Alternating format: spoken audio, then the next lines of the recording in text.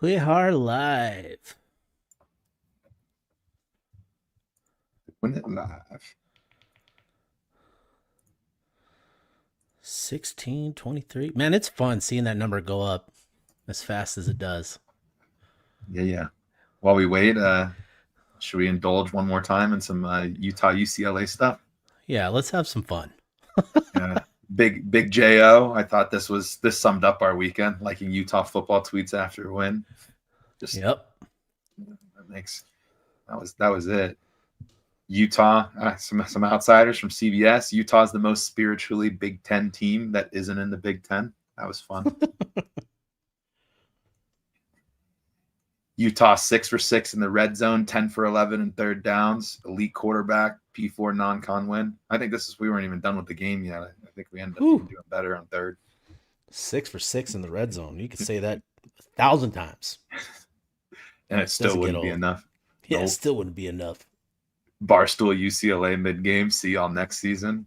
Love ending their season right away. This is the one though. Like, this is just Father Stu. There's aura forming, and then there's just having aura. Don't get it twisted. That is cinema right there. That's incredible. What an incredible shot. I love that so much. Obviously, you talked with Cam. He highlighted this, but our offensive impact grade was decent at worst, right? Number 1 in the country, no big deal. Yeah, not too shabby. We learned how to offense. St. GZU. Kyle Whittingham taking the best offense is a good defense way too far is the perfect swan song. I like this one. They're calling you guys that you guys don't have a very good offense. That Muskegon team, they're fired up. What do you say to them? We have a good offense. Yeah. We have a good offense. Love it. Nico, that's perfect. I'm going to get stacked. Oh, man. He did multiple times. We like this, too, watching Wayshawn. First play of the game. Yeah, you could keep that on loop. This is what I mean. So I tweeted on Sunday, like, Beck weaponized motion, and like this is largely what I was referring to. Was like that, dude. Like there was a couple plays on this same drive where they utilized motion in a similar fashion, used it as a change-up curveball, and man, love it, dude. Love what Beck is bringing. There's so much good stuff. Braden, sorry. My soul has longed for these nights. Every single tweet makes me giggle. That's about right. Yep. This one's and if you know, you know, if you've been around this place for long enough, one of those nights where you just miss Carlos and his dumb cat tweets. Love that, Lloyd Money. Oh man, let's highlight some people. This O-line breaking news out of Pasadena. Nico Imalivia has requested a special week 2 transfer portal just for him, saying this O-line hates me. Breaking news out of Pasadena. Just some fun with AI. That's good stuff. How we good to see everybody funneling in. Crane, what's up, brother? Appreciate your film clips. This one was good during the space. I think we'll stop it here and we could probably get going. But yeah, I like this one. This is a fun moment in the space. You uncorked here. Itty Bitty's there. Itty Bitty's my guy. I'm jumping Itty Bitty in line real quick because I know he's got to bounce in and out. How we doing, Itty Bitty? How was the game?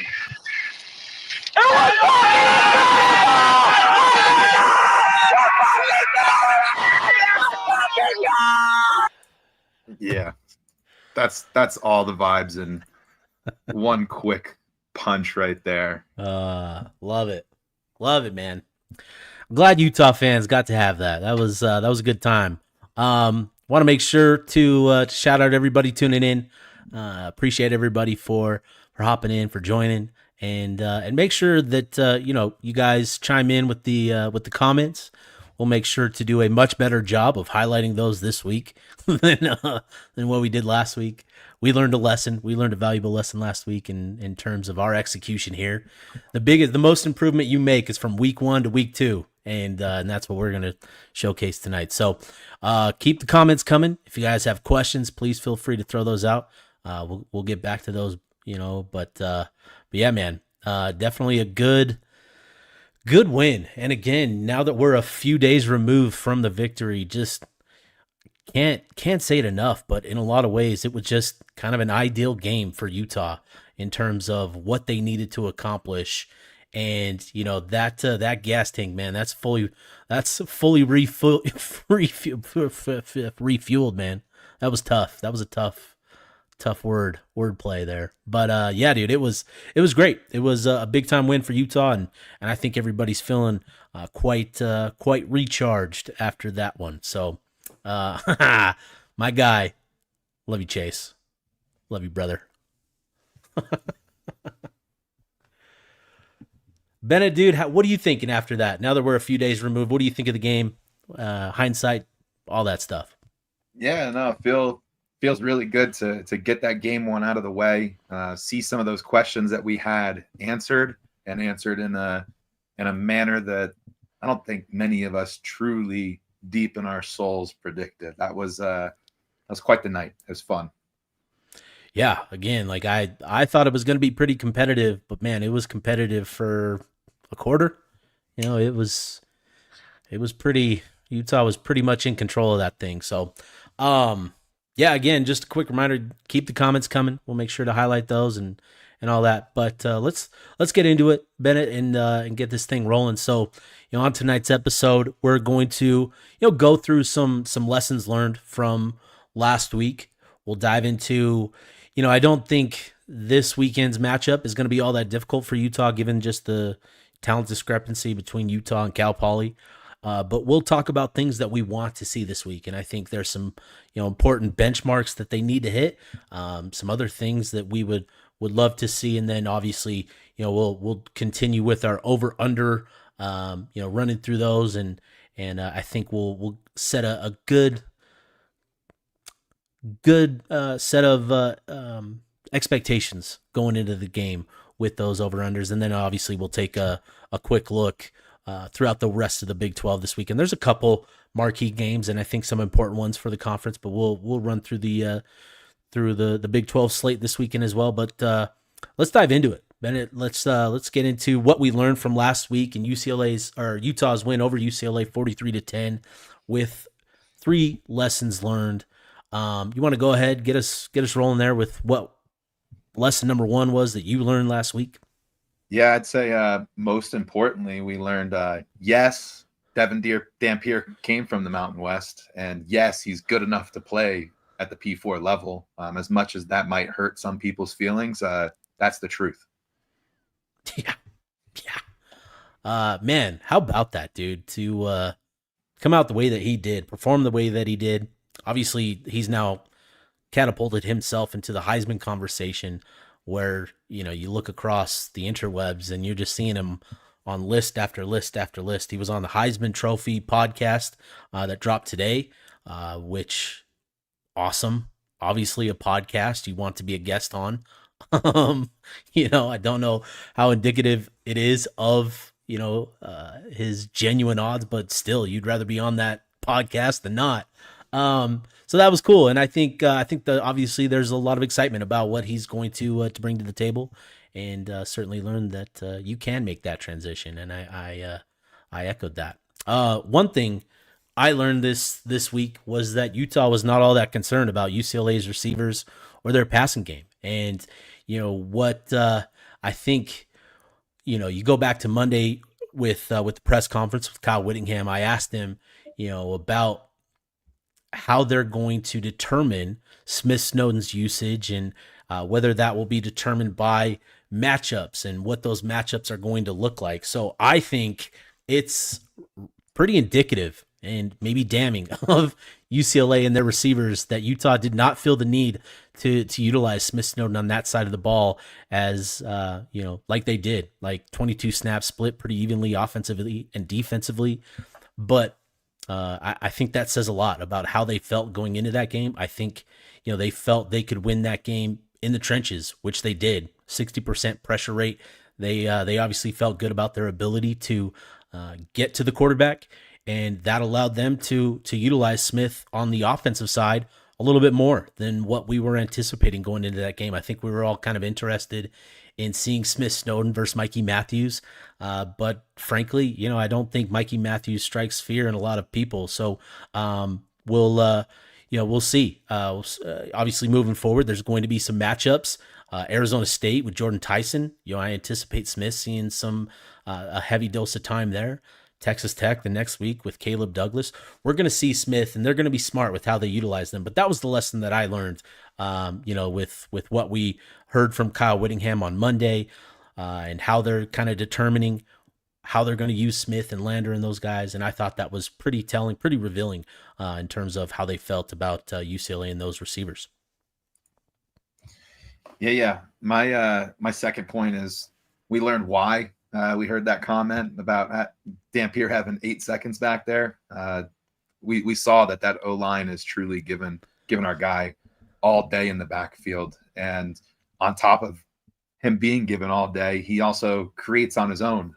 Think back to that there was a play where he pretty much went all the way back down to like his goal line and then came back around and got he got 3-4 yards out of. He ran 35 yards for a 4-yard gain, and it was incredible. Yeah, and kept the jersey clean. No sacks on the night. He could have went down there, and it's just he has a lot of time, and that'll be fun as he just finds more comfort with his receivers and tight ends and whatnot. What was interesting? So if you listen to the podcast episode earlier today with Cam Miller, I think or maybe he tweeted this. I can't remember, but we talked about it for sure.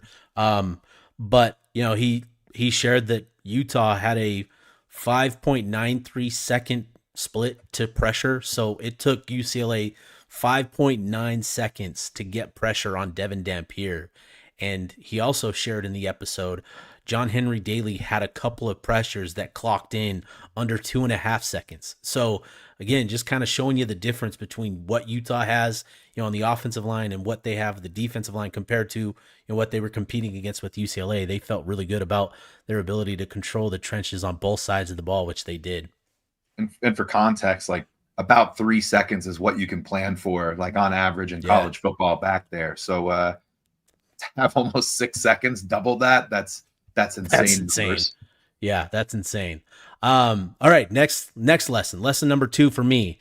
Quadruple Ds. We like quadruple Ds. Devin demands defensive discipline. I got a video here. Let me that was dumb. That was so dumb. Don't judge me too harshly here. But I want to show you guys a clip here from last season. This is from Utah versus TCU. And obviously we remember this game. It was a rough one. And I want to highlight something here. So I'm going to run this clip here. You see Utah, they've motioned Brent, and I'm going to pause it right here. So look at this right here. You've got 1, 2, 3, 4, 5, 6, 7, 8, 9 defenders in this little area, right? This little area. And, we talk so much about, how good was the offensive line last year, really? If they couldn't generate movement, how do you expect 1, 2, 3, 4, 5, 6, 7, 2 of those guys being tight ends to block 9 guys, right? So I'll run this here and you can kind of get a feel for how aggressive TCU was in getting downhill. They're making contact a yard behind the line of scrimmage with him. And, luckily Mackay is able to get a yard. And so, I think that was pretty telling. I'm going to show you a clip from the UCLA game now. Let me get this pulled up here.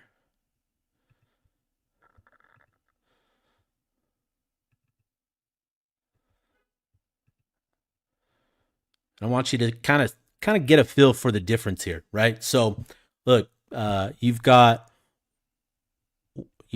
1, 2, 3, 4, 5, 6. You've got a little overhang safety here. He's about 7 yards deep.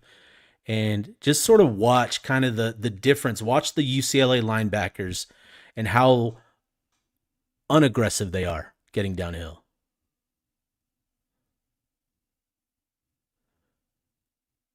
You see kind of the sequencing of blocks, the block timing and all that sort of stuff. This is what I mean. So, and as I went back and watched film, with the game, that was one thing that really stood out to me was that I was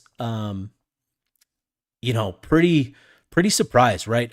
We saw the numbers 14 to 16 on third downs, a number of those being third and shorts, and we're just kind of thinking like the offensive line just overpowered them, mashing dudes, full body mashings, right? Hashtag we're going to get that printed on a shirt somewhere, full body mashings. And look, the offensive line, they did get pushed, but I think another factor in Utah's run game success that we need to talk about is the presence of Devin Dampier and what he forces defenses to do, right? He forces them to be disciplined where they can't play on their toes and crashing down to take away that inside zone. So, you're going to see, defenders, backside defenders, what we were used to seeing last year is them just crashing down and getting to Mekhi Bernard from the backside. Now with Dampier, you have that threat where they have to play it a little safe. They have to play it a little more disciplined, and that's going to give Wayshawn, that's going to give Nakeri that split second longer to get to the line of scrimmage, to pick up positive yardage. And so that was something that I learned, in this game, was seeing the difference that Devin Dampier makes in terms of what it does for the offensive line, the space, the timing, in terms of the sequencing of blocks. That's going to be huge for Utah moving forward. Obviously, you're going to need Devin to get to connect on some shots down the field to preserve that space. But even then, right, just his running threat alone is going to preserve that split second for Wayshawn and Nakeri to operate.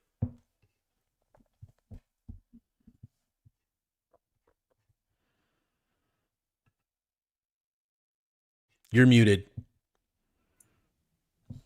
It got you. That's my excuse. Yeah, it got you. It got you. I thought I only did that at work.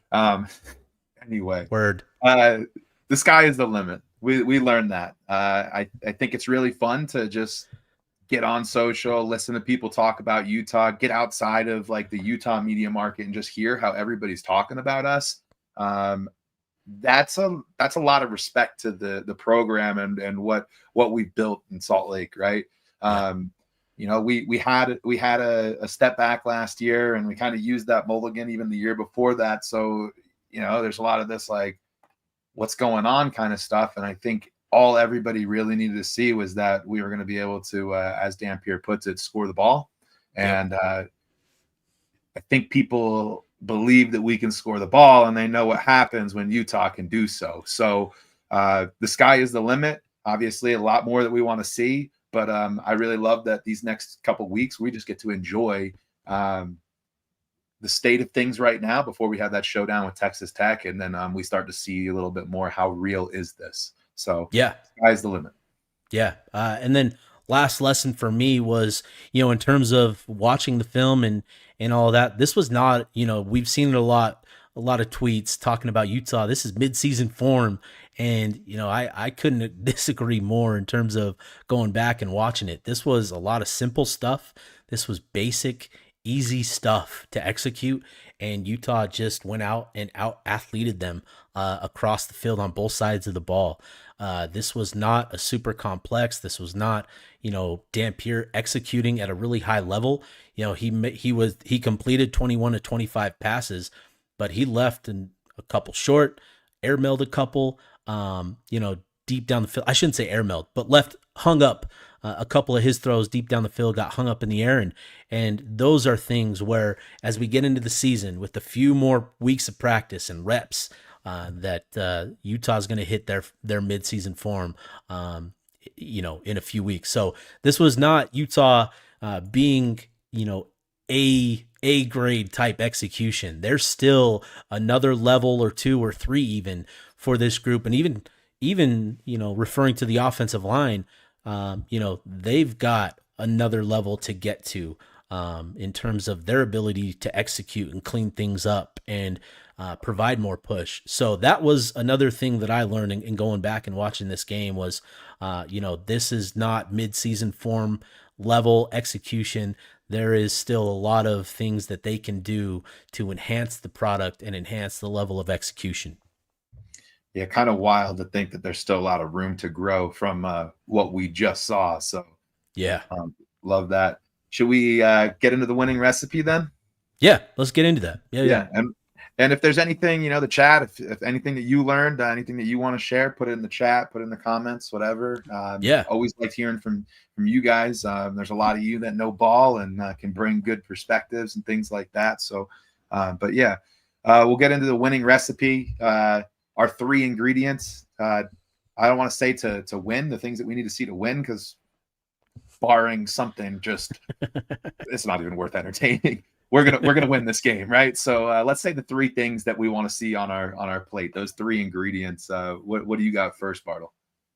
For me, this one, I talked about this in an episode of, a couple weeks ago, but for me, I want to see a big yards per play advantage for Utah. And, what I mean specifically by that is, average yards per play. There's usually a pretty big difference from, a Utah level type program to a Cal Poly, right? Because there's just a different level of size, athleticism, talent. And I want to see that. I want to see that big discrepancy, that big difference in terms of the average yards per play. And a big part of that is going to be the defense limiting Cal Poly. But I also want to see the offense come out and take some opportunities down the field. So, and talk in terms of what I want to see specifically, I want to see 6 first half passing explosives, right? Some big chunk plays through the air. We got a handful of those. We got a couple of those, I should say, between the run game and the passing game. I want to see 6 first half explosives in the passing game alone. So I think that's what I want to see, because I think that leads to, seeing the difference in terms of talent. I want to see Tobias Merriweather connect on a couple deep shots. I want to see Larry Simmons get involved down the field. And I think you don't need to run super complex things to create those explosives. That's what I'm getting at is I think, you should be able to create some big chunk yardage by just being bigger, faster, and more talented. 100%. I plugged Dave Young's comment in here. Got to see the wide receivers get in the game and gain some confidence. That's what these games are for, right? Confidence builders, to work on some of those things we need. And I think I'm totally with you on the pass game. I'd like to see some of that truck along. My first one, no injuries, plain and simple. You can get hurt in practice. You can get hurt against Alabama. You can get hurt against Cal Poly, right? I'd like to see us just get out nice and clean, plain and simple. Just get out healthy, and so we can get on to the next one. Always a big must, right? Staying healthy. So I think that'll be a big one. Next one for me in terms of what I want to see the freshmen. I want to see Daniel Bray. I want to see Racing Guillory. I want to see Christian Thatcher, Cyrus Polu, Nathan Tillman. I want to see those guys, and get a feel for what they bring to the program. So, I've talked a lot about the defensive linemen, Carson Kafusi, Pupu Sepulona. We've talked a lot about those guys, but I want to see these others, right? I want to see Mana Carvalho and potentially Bryson Baker. I want to see those guys, get some time, get some reps, and get a feel for, where they're at in their game, what sort of play style they've got. Just seeing them on the field, I think, would be a good thing for them. And obviously this is exactly the type of game where that allows that to happen. So that's what I want to see. I want to see the freshmen on Saturday, just to see them get some playing time this season. Yeah, I love that. And I had a similar note, so I'm gonna pivot out of mine. I'm gonna go ahead. I said I want to see a lot of the 2s and 3s. I want to see the depth. Freshmen obviously being part of that. To give us a little something quick, different. I want to see Red Thunder. Red Thunder. Welcome back, yeah. Red Thunder. And I'm not the only one that wants to see Red Thunder. Richard Bradford brought it up and gave me my pivot. Anybody else excited? Yeah, Richard, I'm right there with you, man. Welcome for back. Sure. Get ready to learn boom, Cal Poly. Get ready to learn boom. That'll be a fun one. Man, it'll be cool to see that. It'll be good to see Red Thunder too. See the cannons. Cannons. Man, good grief. Cannon. I know what you're talking about. I knew you would. All right, last thing for me. I want to see a packed house for Devin's first series. He's talked a lot about how excited he is to see Rice Eccles and to perform in front of the fan base.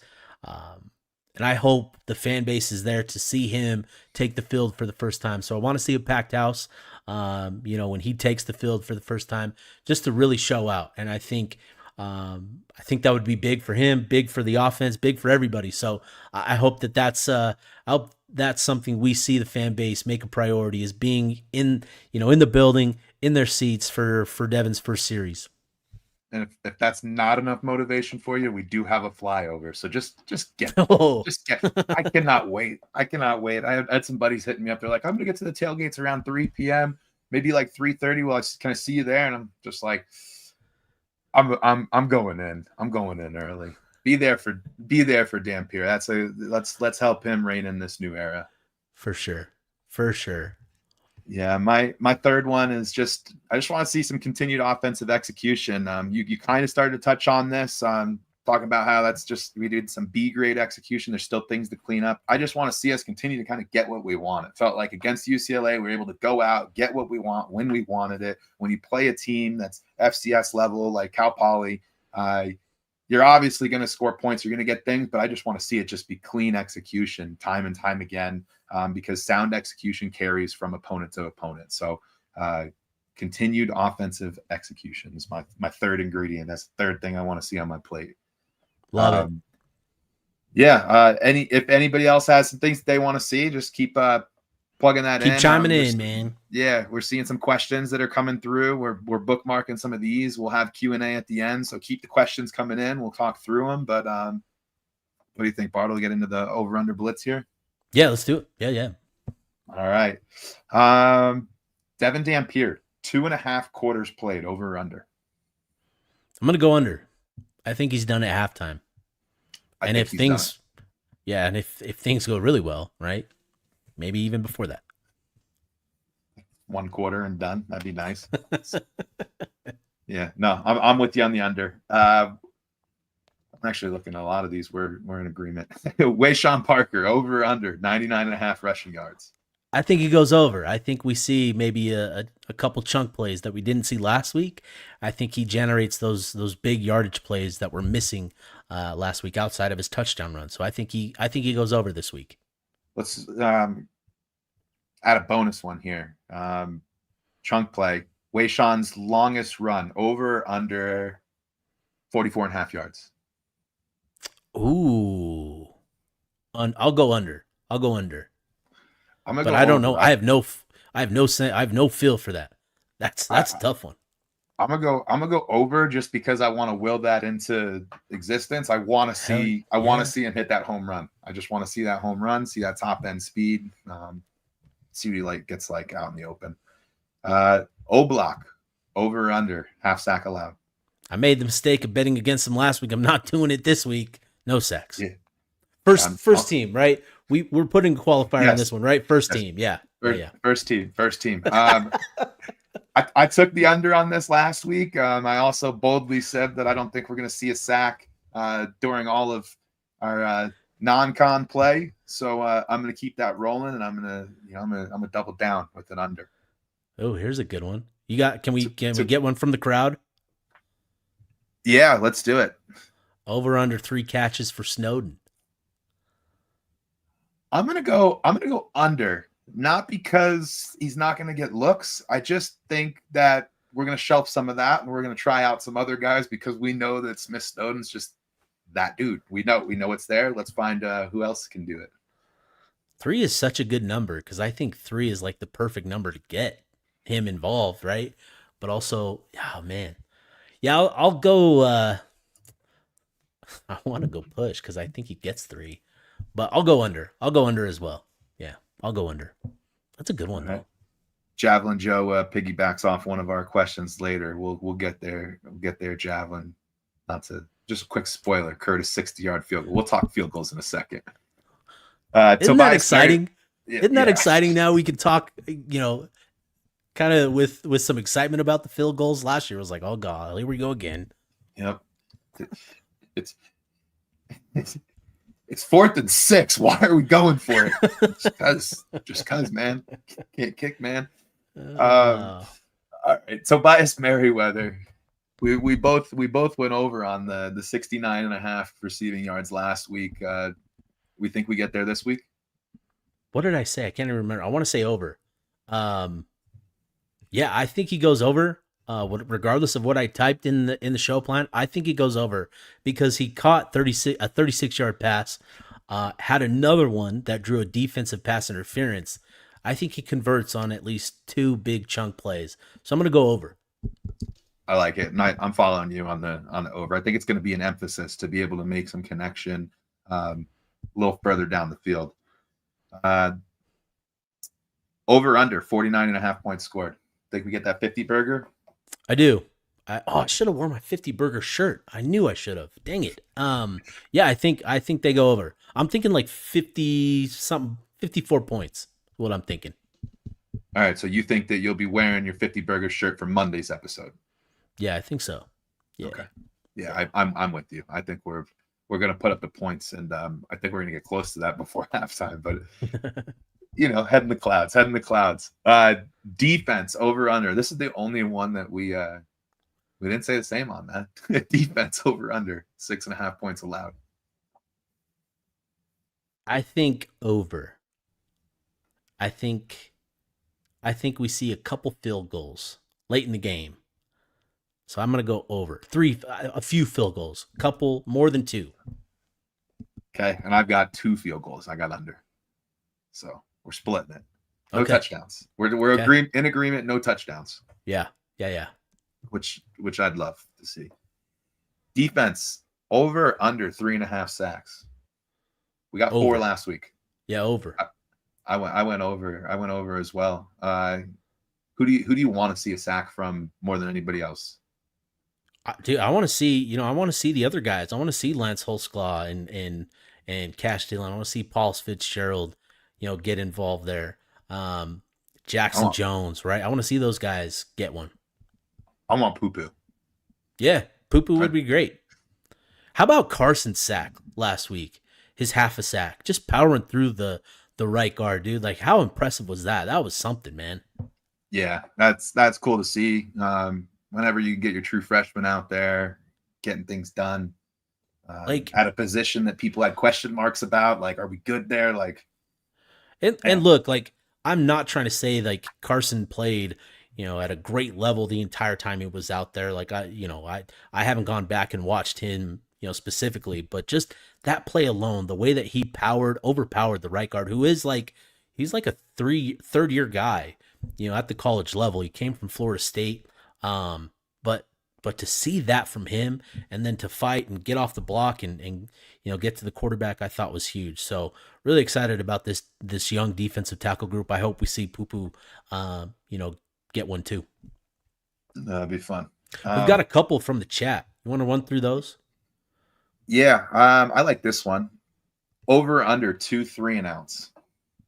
For the defense? Like in a quarter?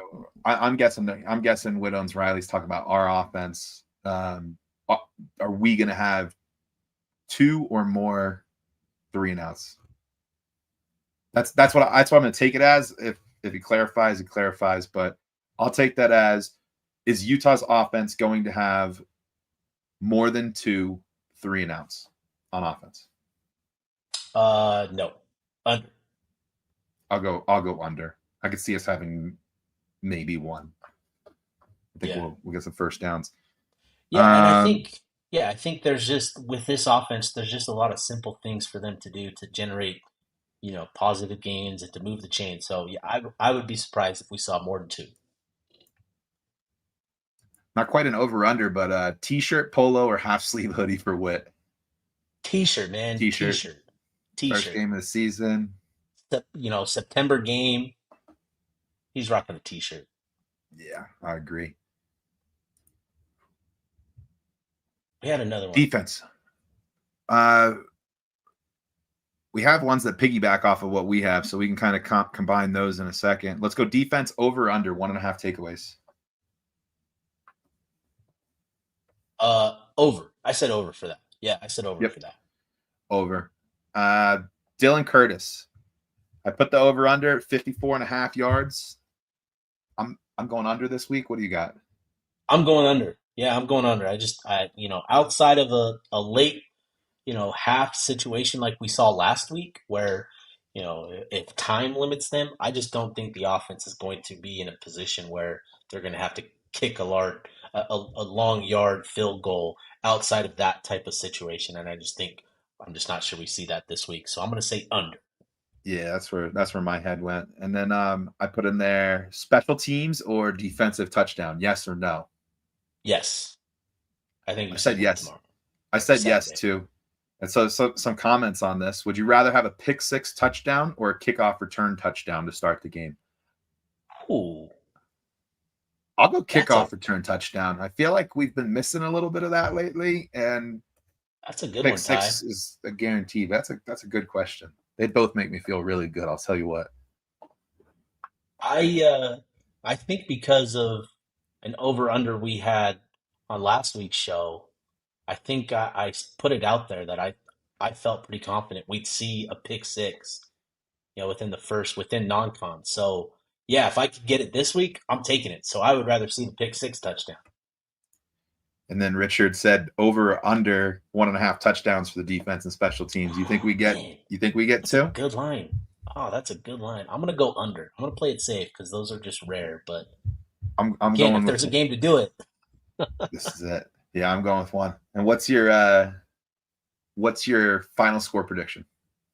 I'm going 54-9. Okay, we got close. I went 59-6. 59-6. Okay, there you go. Lodge 33 just threw us a good one. Over under Oh. 3.5 4-second scrambles to keep the play alive behind the line of scrimmage. Devin for Heisman. Ooh. I'm going to say under. I'm going to say under. I think he's going to have less pressure this week. Yeah. I like And it also, though. That's well, while we've got Lodge here, I want to make sure we highlight. So this is going to be this week's hat giveaway. So this is from Lodge. So we're gonna put it out tomorrow. But this is gonna be the hat giveaway, the Lodge 33 hat giveaway this week. If you guess the score correctly, in fact, not even if you guess it correctly, whoever gets the closest this week, because we've got the hat, we're gonna do it. So we'll throw that out tomorrow. We'll get your score predictions, and we'll keep this thing rolling, man. But shout out to Lodge, brother. yeah. We'll put out the contest details tomorrow, and we'll do the over unders as a tiebreaker in case we get one of those. But yeah, good stuff. All right, should we talk Big 12? Should we go around the horn? Yeah, dude. Yeah.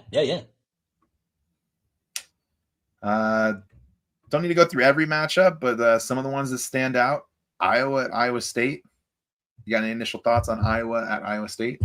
Yeah, I think this one is going to be ugly, but I like the way that Rocco Beck and that offense are playing right now. And I think with the balance that they have, running, passing, Carson Hansen, and Rocco Beck in that passing game, now that Beck has, some pass catchers kind of established, I like Iowa State in that matchup. So, they won 2 of the last 3, and I think they make it 3 of the last 4. So I'm picking Iowa State.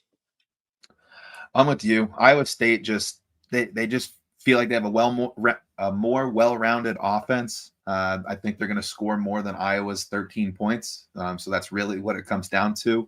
A fun fact is Iowa State hasn't beat Iowa in Ames since 2011. So that's 6 in a row that they've lost at home. I think they get it done at Jack Trice though. Baylor SMU. Ooh, this one. Yeah, this one. This one is interesting to me because, man, if Baylor loses, like, do we see Aranda's feet start to warm up again? Like, that's where I'm at. Like, with the money that they've invested, you start 0-2 against Auburn and SMU. That's a tough one, man. So, it's at SMU. I liked what I saw in moments from Baylor last week, but they also lost a pretty significant lineman, Jackie Marshall, to injury, and so that could be trouble. So I picked Baylor, But man, it was hard to convince myself to go that route. But I think Aranda has to win that game. Yeah, I think it's a must win for Baylor. Otherwise, things start to spiral. Um, it's you know they lost to Auburn. You can live with that. You can honestly lose both of these and have just a fine season. But I think things start to get a little weird. You start in that 0-2 hole. Yeah. I've got Baylor in a bounce back game. I think Auburn was tough from a matchup perspective. SMU isn't Auburn in terms of size and physicality. I don't get me wrong. I think SMU is going to try to beat Baylor with a rushing attack. SMU can do that, but they're just not going to have the same success. I like Baylor in a close one to get back on track, and I think they get it done. I think we see Sawyer slinging around a little bit. Yeah. You fanatic, man. Ice up, son. Ice up. Get that hammy right. Get that hammy right. Need you healthy on Saturday. I aspire to one day have people pull hammies to watch me talk. That's why he brought me on. That's why he brought me exactly. On. Yeah, exactly. He doesn't know which one is Bartle and which one isn't. That's true. That's true. Oh, he does. He does actually. Oklahoma State at Oregon. Yeah, dude. Sco Ducks. It's next. Yeah. Just next. Nah, I feel for Gundy. I like House Haney. I was excited for him because I felt like he could be a quarterback to, help them get right again. But that injury week 1, that's tough, dude. So, even with House Haney, they're not going to win that game. And now without him, I just think that's kind of deflates things even more. So Oregon's they're gonna take care of business. Go Ducks. Yeah, as much as I'd love to see Gundy magic, there's no way. Zane Flores in his first start ever in college at Autzen. No, I could say more, but no. Kansas at Mizzou.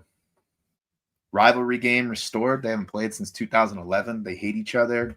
Maybe not the people playing the game, but the fans in the stands. Yeah, this one will be interesting. So I'm gonna go with the hot hand and Jalen Daniels and the Jayhawks. Obviously going on the road to Missouri in a heated rivalry. I hope Jayhawks fans, I hope they travel because I think that would go a long way for the Jayhawks on the road because they've played at the comfort of home the last 2 weeks. But I think Daniels, the way that he's executed the last 2 weeks, I've been really impressed. And so, also Missouri, they've got a quarterback issue. Sam Horn is hurt. So, we'll see. I'm going to go with Kansas, but, Missouri is a heavy favorite in that one. I think they're 6.5-point favorites in that for a reason. So, could be tough.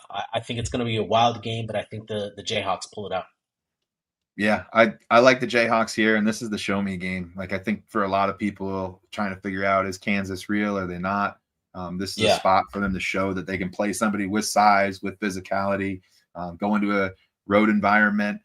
I think we're going to need to see a little bit more out of Jalen Daniels from a throw game for that to happen. And for sure. That's kind of my one quick key to that is, can Jalen Daniels beat him through the air, or is it going to all be run attack? Because if that's all they bring to Columbia, it might be tough for them. Tough either way. Can we hit the pause button on the Big 12? And I want to make sure we highlight this. The throwbacks as a whole are a major upgrade over the awful sleeves over the last 8 years. Amen, brother. Amen. These uniforms are great. I think Utah's.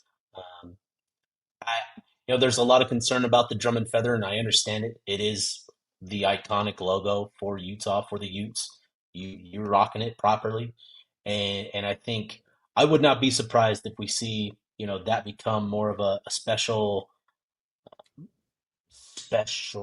type helmet. We might see a handcrafted drum and feather again, like we saw in 2016. That's been something that I've heard, previously. We might get an updated drum and feather. So I think appreciate these uniforms. They're great. They look great on Saturday night. The red on white on red was a great look against that UCLA. Yeah, appreciate the uniforms. It's not like we're pushing the block U out there.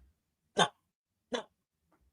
Speaking of which, we gotta update the jumbotron. We gotta update that. We gotta get the drum and feather up there, plastered up there on the back of the jumbotron. Do we need to crowdsource fan funds to do that like we did with the UTAH on the field house? Like, what do we got to do to get that block U down and get something proper up there? Yeah, man. I'll start it. Just tell me who to talk to. Yeah. Somehow we got Red Thunder back. So, well, the fans got Red Thunder back. So, you voice it enough and it'll happen apparently. All right, let's get back to the Big 12. Yeah. Last one I wanted to spotlight is Arizona State, Mississippi State. This is one where I think what we saw last week from Arizona State, NAU. How much are you genuinely preparing for NAU, right? I think with Mississippi State the following week, I think we see a much improved Sun Devil level of execution. I think they come out sharp. I think they start strong. Sam Levitt, Jordan Tyson already synced up at a really high level. And I think what we see is that passing game and rushing attack really round into form against the Bulldogs. I think the Sun Devils go into Starkville and get the dub.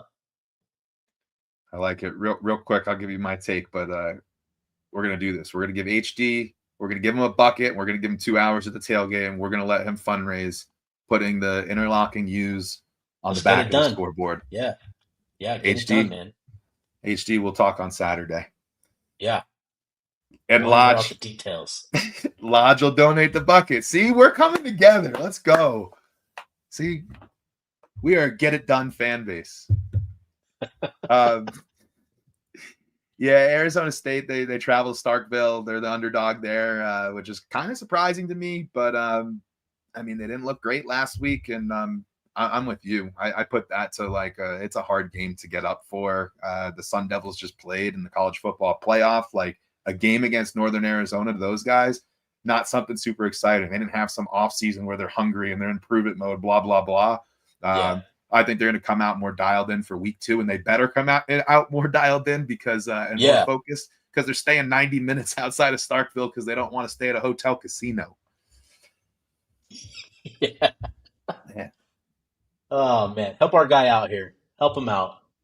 Yeah, find AP at home. AP, you can just go to that chaos corner, as they call it, just right as you enter Guardsman on that northwest corner. And just walk around and just look like you're there for a good time, and somebody's gonna grab you and off you go. As long as you act like you're supposed to be there, you're good. Normal. Maybe bring some some tailgate supplies and you fit in, man. We're a friendly bunch. That's funny. I was just going to highlight that too. Fair. Very fair. Very fair. Do we got questions we got to go back to? We've got some things through. Real quick, do you think there's any most likely to be upset? Like, do you think West Virginia might lose to Ohio, or Army might beat Kansas State, Houston against Rice, the bad guys losing to Stanford? I am on upset alert with West Virginia. So, a couple things here with West Virginia. So, big win for Rich Rod, game 1 at home. That was a big one for them. But going on the road to Ohio, and Ohio just played Rutgers pretty tough on the road in week 1. West Virginia also has the backyard brawl next week against Pitt. And so this is a trap game. And so I'm on high alert with West Virginia and Ohio. Ohio has a veteran quarterback at the helm. He's been in college football for 6 years now. Parker Navarro. So we'll see. So I'm definitely on high alert with the Mountaineers. I even called it. I think Ohio wins that one. I like that, and that'd be my pick. Maybe Houston at Rice, just because I don't respect Houston because they're fans on Twitter. Man, Houston has to win that one comfortably. If the Houston fans are here, I mean it. All 2 of them. Yeah, no, just kidding. Houston fans were great. When I was down there, they were very hospitable, and obviously, they won, so it was much easier to be hospitable. But they were great.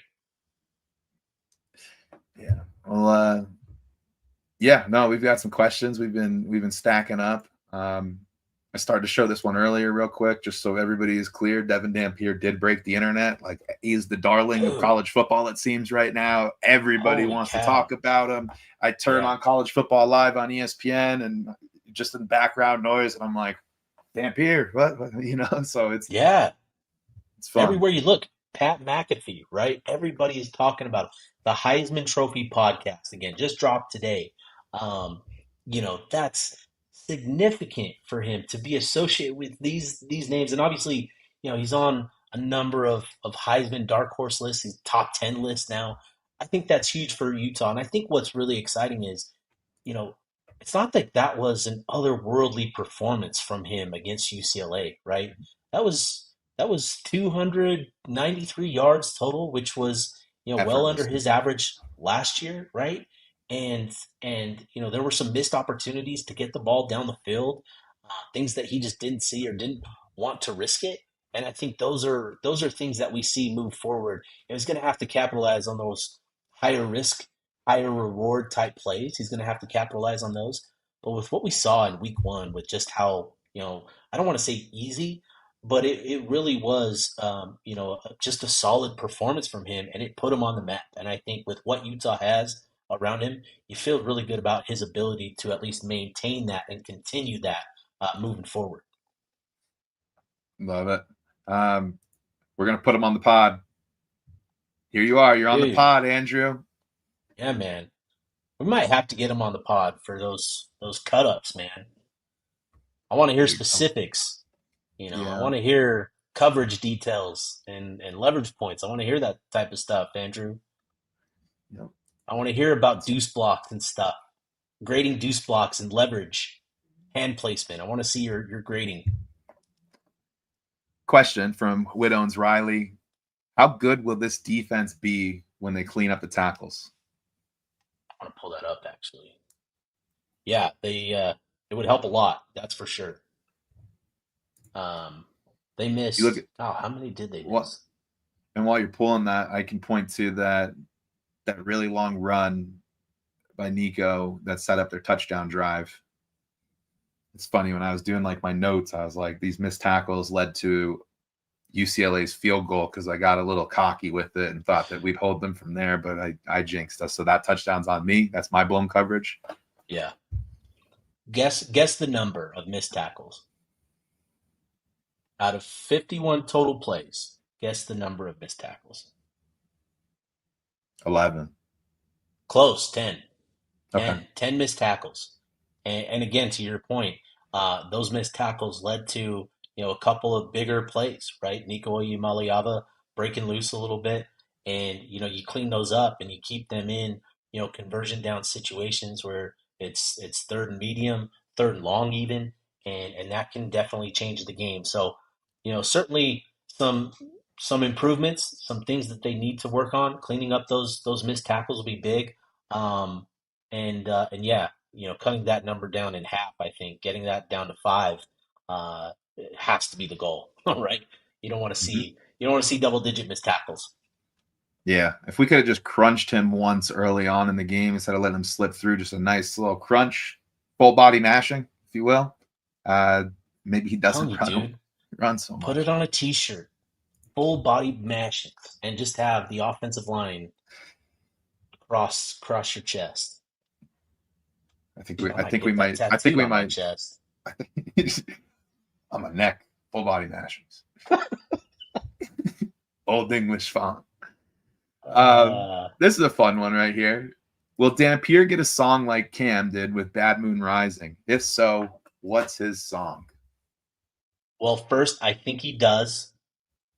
What it will be, I don't know. I'm working sources to try and confirm what it might be, what it could be. We'll see. But yeah, I do think I think he'll have an intro song. This isn't going to be it, but like the first thing that just like kind of came to my mind was just new level. I think he's taking us to new levels. So I'm on a new level. I'm on. All right. Just a little ASAP. Little ASAP Ferg. Yeah.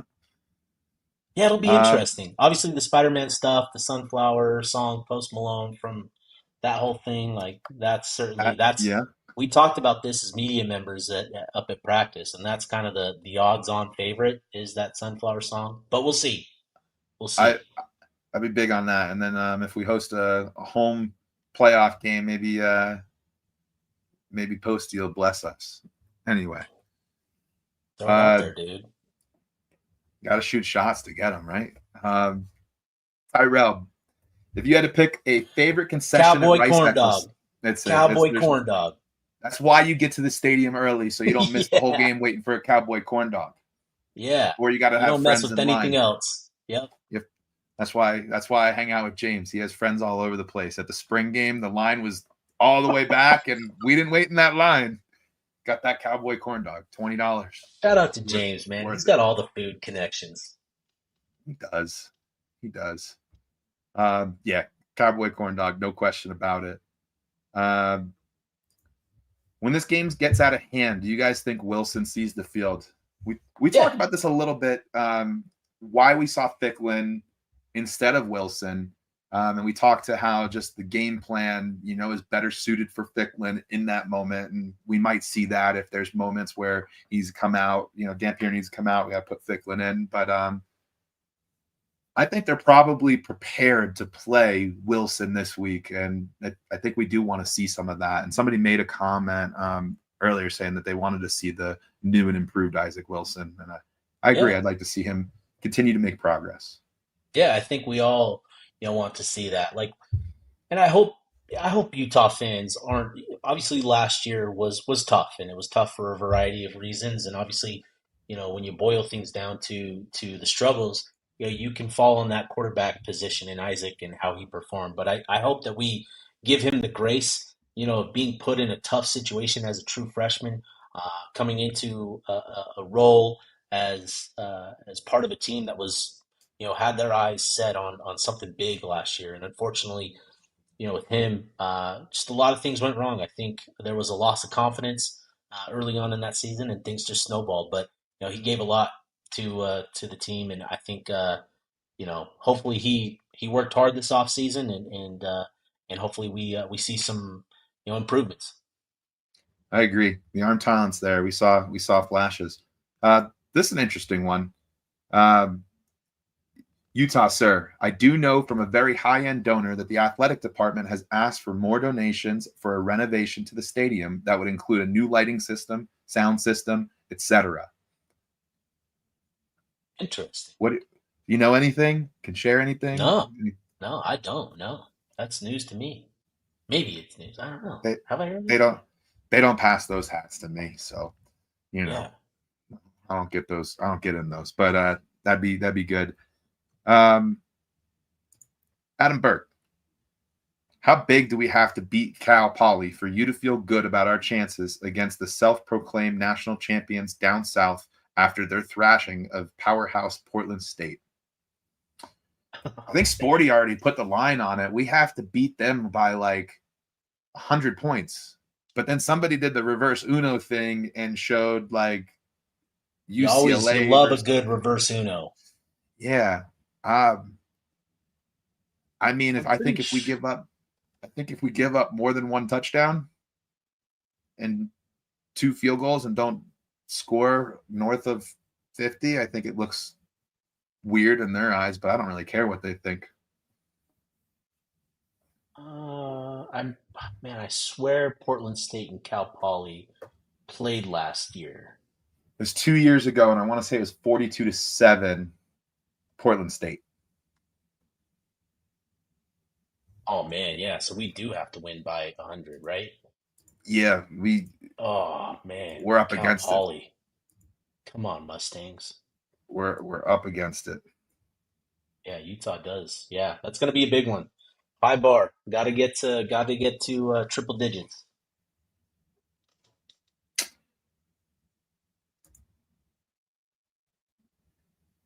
Good question.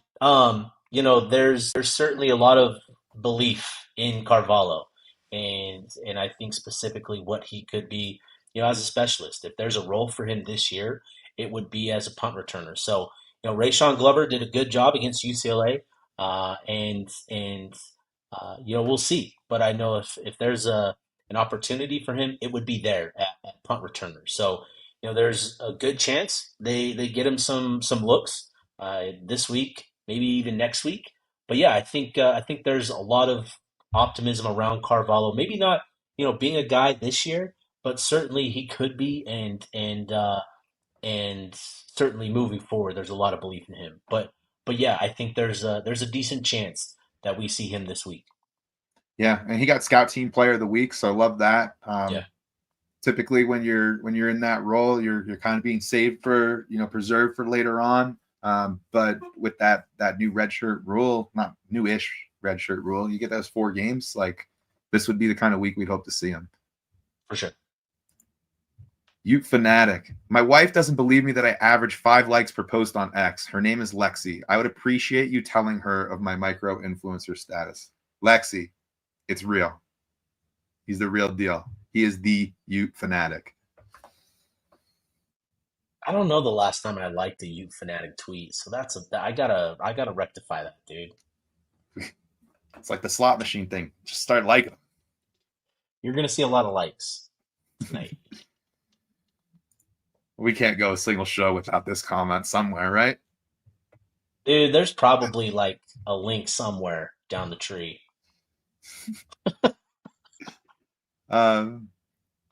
Here, Lodge 33 again with another good one. Do we see Smith Snowden playing on special teams this weekend? Maybe kick a field goal? Offense, defense, special teams. Dude. I think he could kick a field goal. Dude. I don't know what he can't do. Yeah, at this point, why not? Great question, dude. I think we see him on a kick return. Oh, actually, no. I think we'll see somebody else.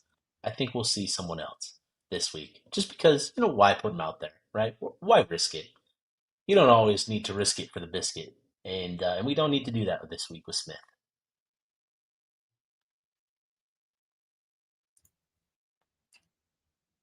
As we sit here today, what game on the schedule do we think is the hardest remaining game? BYU. Yeah, BYU. That's immediately flooded into my head. Yeah. It's going to be on the road. Provo is, it's a crazy environment and much more raucous than what it's been, the previous however many times. They're playing really good football. That defense is tough. That's going to be a tough game. So yeah, that's the toughest game on the schedule for sure. Yeah, the rivalry game's always a weird one.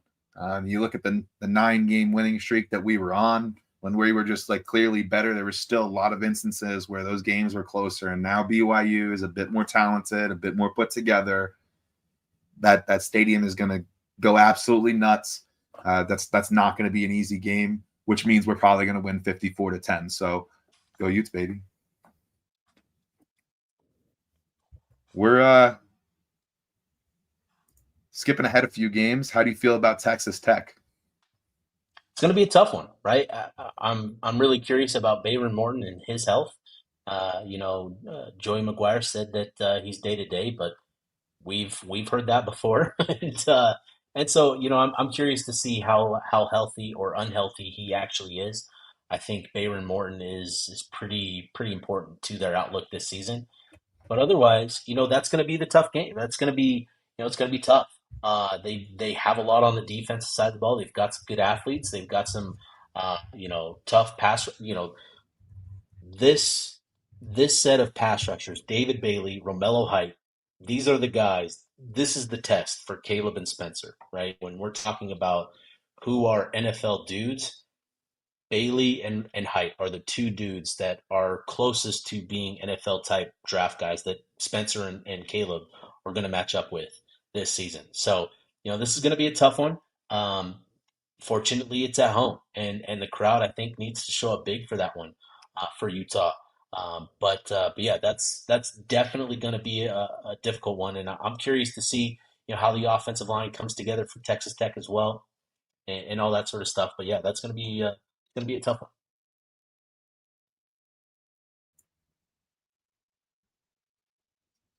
Got a comment. Did you guys do score predictions yet? Yes, we did. I had it 59-6. Bartle had it 54-9. So a lot to a little. Ooh.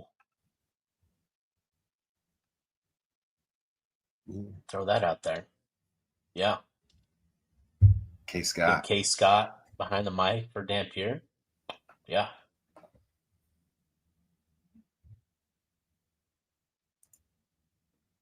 Adam Burke, what has to happen before you start looking at tickets to the Big 12 championship game?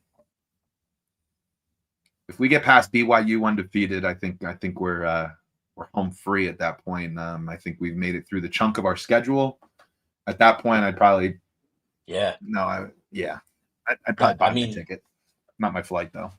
Yeah, I mean you've gotten through 3 of the toughest tests: Texas Tech, Arizona State, BYU. With that BYU game being on the road, if you get through that, I think you can start looking at prices, right? But again, there's still some tough games at Baylor. The Colorado game is going to be tough. Just that is kind of the schedule game when you're looking at Colorado's schedule. They're going to be on a bye before that game. Utah's going to be coming off the BYU rivalry game. So that's going to be, if there's a schedule loss on this, it's that Colorado game. So you've got that. You've got at Baylor, Kansas State. What are they going to be? They still have plenty of talent on that team if they get it together, Kansas. So, but I do think if you get to BYU and you get through that game and you're looking at it and you're undefeated, like, time to start looking at prices for sure.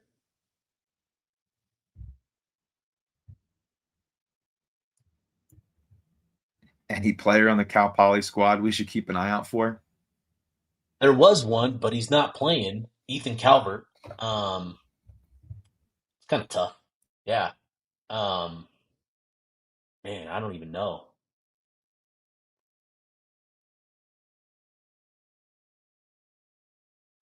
Yeah, outside of that, I don't know. They called me a fool when I started looking at plane tickets halfway through the UCLA game.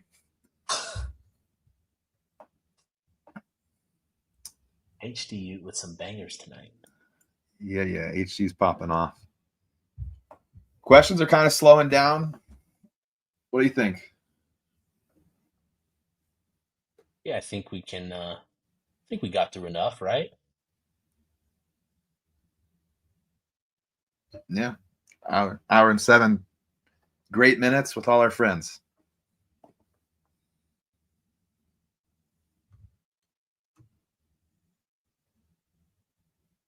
All right, dude. Yeah, let's put a bow on this one.